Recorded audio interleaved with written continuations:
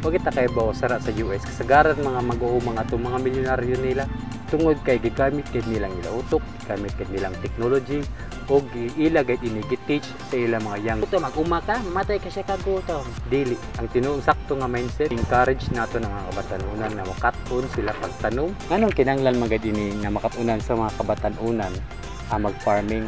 Unang-una, sarap palang daan ng inflation. Taas na kayo.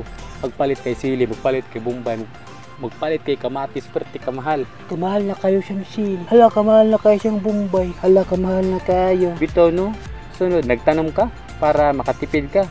Wala. Kaya nga man, Kakapoy. marisi. Ang kamatuoran, isa sa solusyon sa taas ng inflation, ang pagpanguma. Kung ganahan ka nga makatipid sa imong mga gasto sa mga lamas, dili kita magsigi na lang salig sa mga importation, sa mga smuggler. Amin na, kung ganahan ka nga makatipid, pagtanom.